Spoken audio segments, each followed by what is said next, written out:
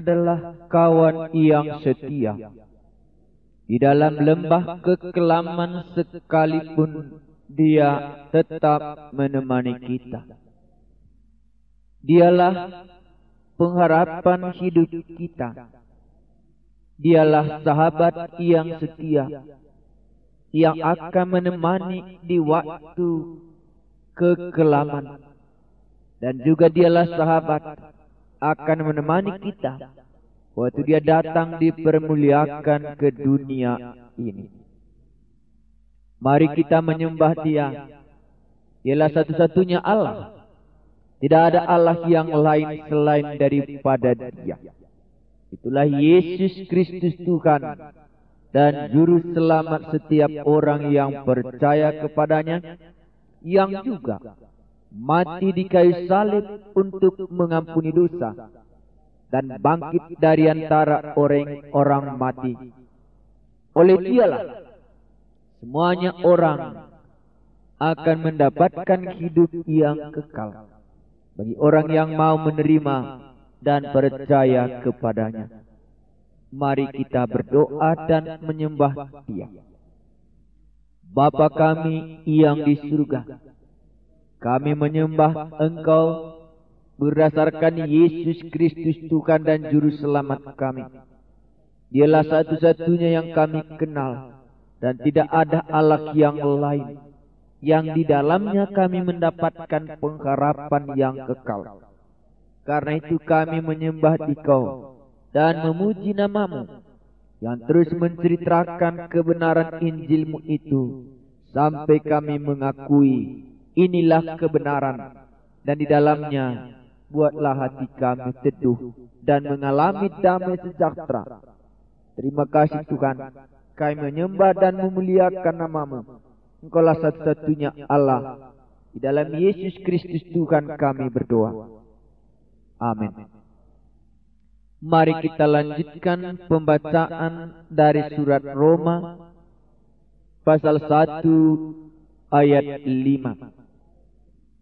Kalau kemarin berbicara soal perkenalan supaya Paulus bisa diterima kalau dia mengunjungi jemaat Roma. Sekarang kita lihat lebih dalam, yaitu tentang Injil.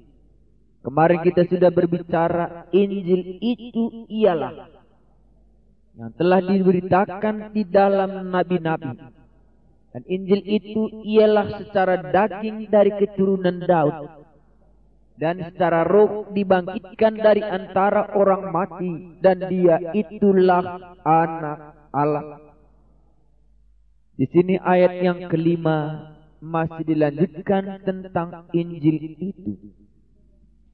Dengan perantaraannya kami menerima kasih karunia dan jabatan rasul untuk menuntun semua bangsa supaya mereka percaya dan taat kepada nama-Nya.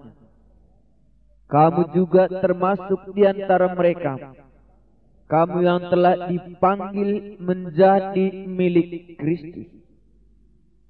Kepada kamu sekalian yang tinggal di Roma, yang dikasihi Allah, yang dipanggil dan dijadikan orang-orang kudus, kasih karunia menyertai kamu, dan damai sejahtera dari Allah Bapa kita dan dari Tuhan Yesus Kristus.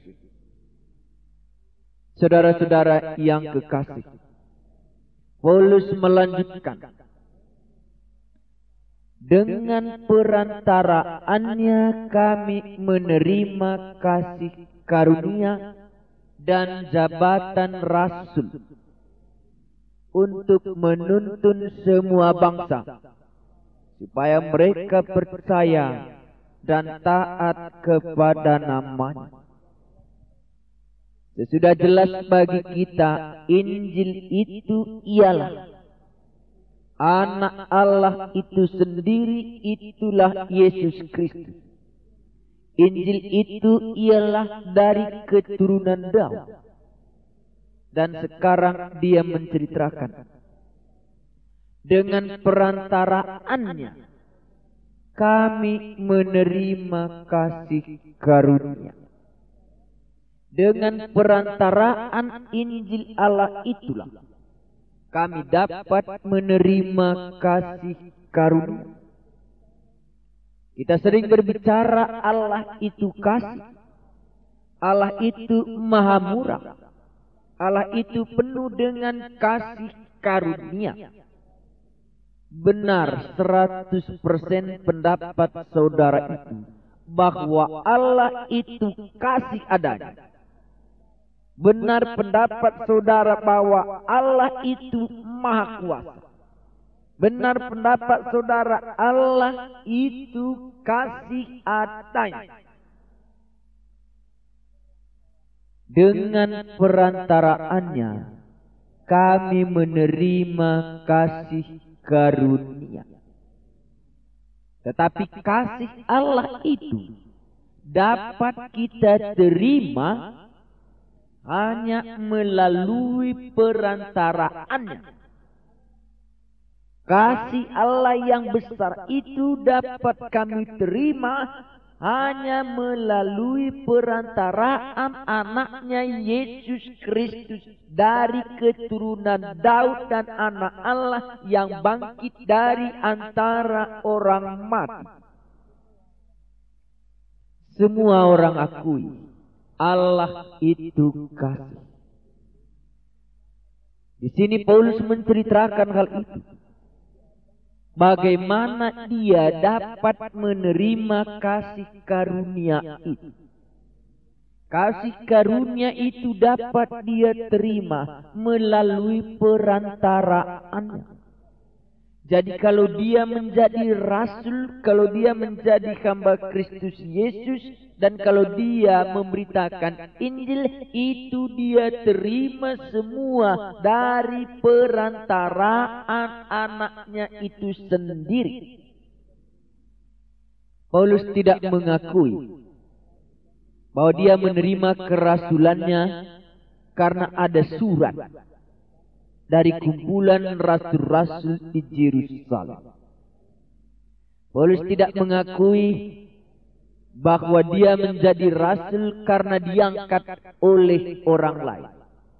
Tapi dia langsung berbicara soal dengan perantaraannya kami menerima kasih karunia dan jabatan rasul. Kerasulan Paulus bukan karena dia berasal dari keturunan Benjamin, bukan karena dia orang yang taat kepada hukum Taurat sebelumnya, bukan karena dia dibawa asuhan Gamaliel, guru besar yang terkenal di Yerusalem pada waktu itu, walaupun dia adalah salah satu murid dari Gamaliel. Tetapi semua ini langsung dia berbicara soal kemutlakan. Dengan perantaraannya kami menerima kasih karunia dan jabatan rasul. Jabatan kita dalam pekabaran ini, jabatan kita dalam zaman sekarang ini sebagai hamba-hamba Kristus Yesus. Dari manakah Anda menerimanya?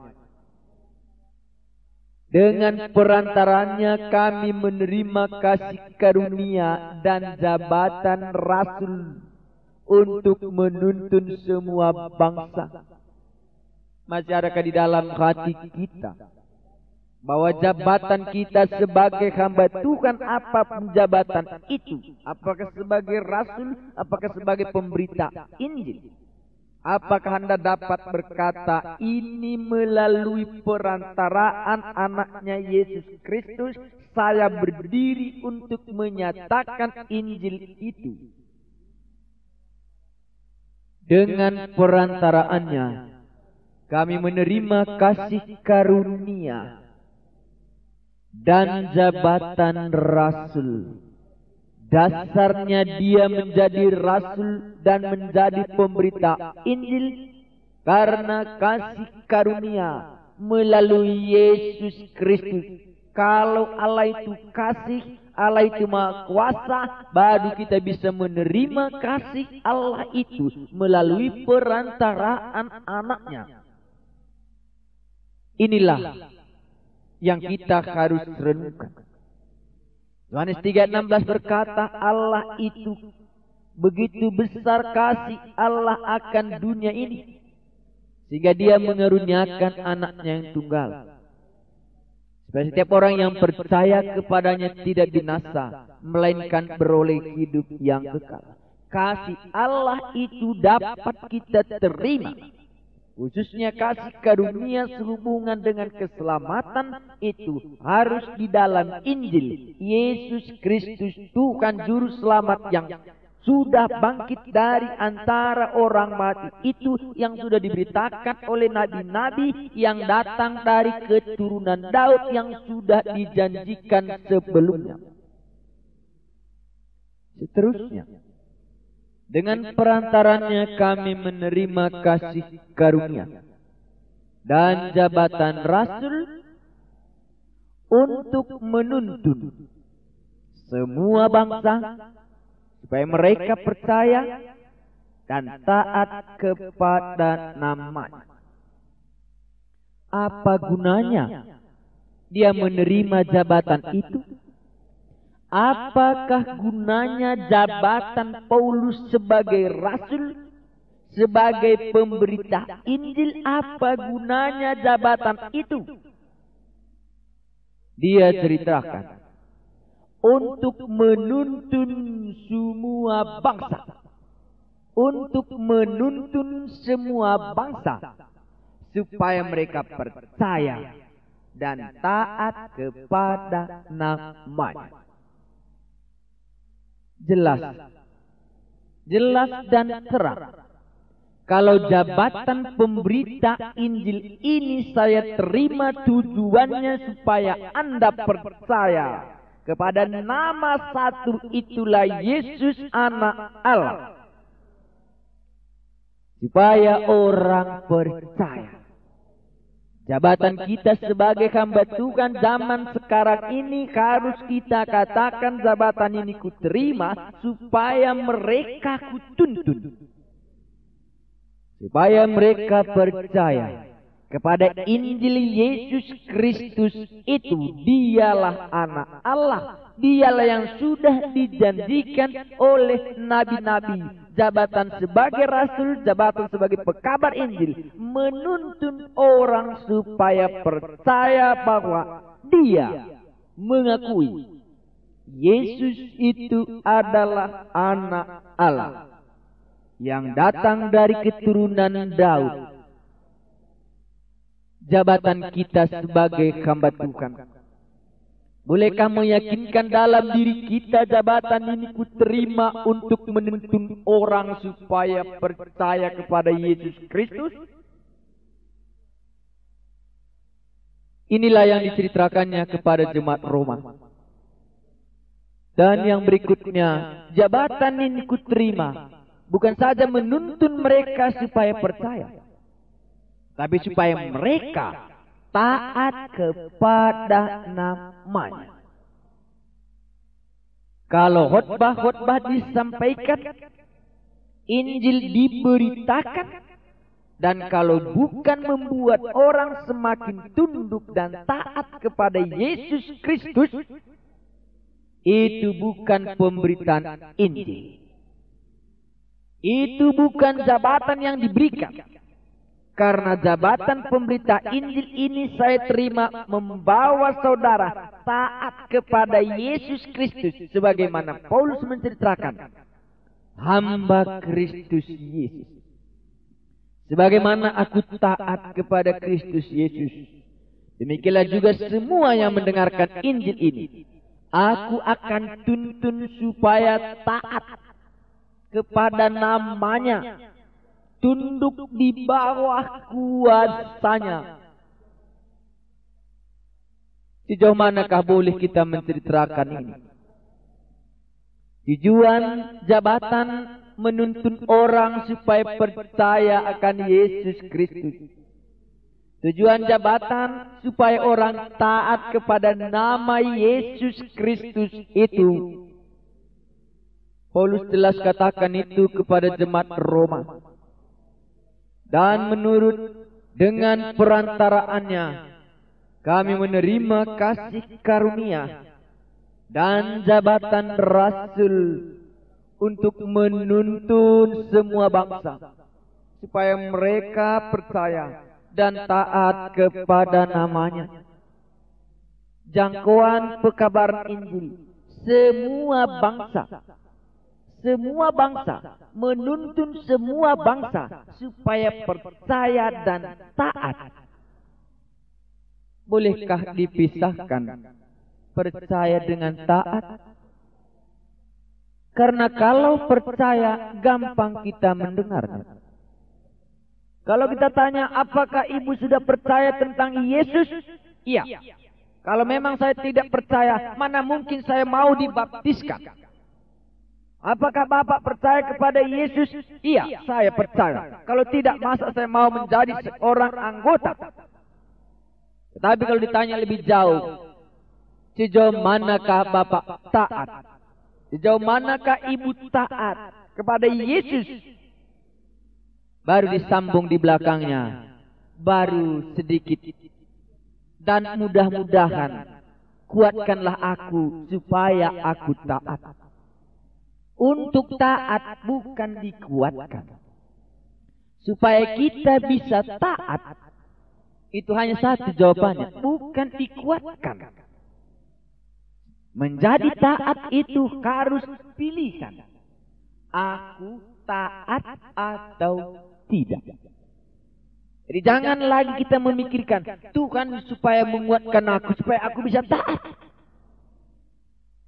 Yang jelas di sini Paulus menceritakan kepada jemaat Roma, aku menuntun orang supaya mereka percaya kepada Yesus dan menuntun mereka supaya mereka taat kepada namanya, tunduk di bawah kuasa Yesus Kristus. Dia keturunan Daud, sebagaimana raja, sebagaimana semua bangsa harus tunduk kepada rajanya. Demikianlah jabatanku sebagai rasul dan pekabar Injil, supaya mereka kutuntun taat dan percaya kepada namanya. Adakah saudara orang yang percaya? Maka saya kira jawabnya Anda langsung katakan, iya, kami orang yang percaya. Disambung, apakah Anda orang yang taat? Melakukan apa yang Yesus Kristus katakan? Sebaiknya jawabnya juga, iya. Orang yang percaya dan ketaatan tidak mungkin dipisahkan. Jelaskah tujuan khutbah ini apa? Jelaskah tujuan pekabaran Injil ini? Supaya besok kalau kita berbicara soal tujuan kita sebagai hamba Tuhan, tujuan kita memberitakan Injil, tujuan kita menerima jabatan, jelas, yaitu supaya kutuntun orang ini percaya kepada Injil yang kuberitakan ini, supaya orang ini taat kepada Yesus Kristus. Disinilah rahasia seorang hamba Tuhan. Hamba Tuhan kalau enggak jelas tujuan hidupnya, inilah jabatan harus jelas untuk apa. Maka Paulus menjelaskan jabatannya sebagai rasul, dipilih, dikuduskan untuk memberitakan Injil. Tujuannya supaya menuntun orang percaya dan taat kepada Yesus Kristus. Ayat 6. Kamu juga termasuk di antara mereka, kamu yang telah dipanggil menjadi milik Kristus. Maka dia katakan kepada mereka, kamu juga termasuk di dalamnya. Orang yang sudah percaya dan orang yang sudah taat kepada Yesus Kristus. Kamu yang telah dipanggil menjadi milik Kristus.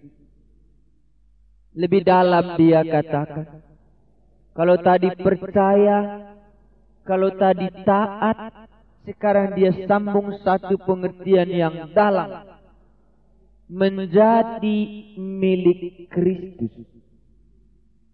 Apa yang berkesan bagi kita kalau orang yang sudah percaya dan orang yang taat itu rupanya disebutkan milik Kristus. Apakah Anda sudah menjadi milik Kristus? Jawabnya iya. Karena sebagaimana kamu orang Roma juga sudah menjadi milik Kristus. Itu berarti Kristus yang berkuasa atas hidupmu. Sebagaimana kalau sudah menjadi milik kita, kita berkuasa menggunakannya untuk apa kita mau. Kalau Anda baru membeli sebuah mobil dan mobil itu sudah menjadi milik saudara, maka Anda akan mempergunakannya kemana saja saudara perlu, dan dia mentaati apa yang Anda katakan. Berarti orang percaya dan orang yang taat itu disebut juga menjadi milik Kristus. Kristus dapat menggunakannya kemana dia mau. Berarti bukan aku lagi yang memerintah, tetapi Kristus yang kupercayai, Kristus yang kutaati. Sekarang dialah menjadi pemilik hidupku ini.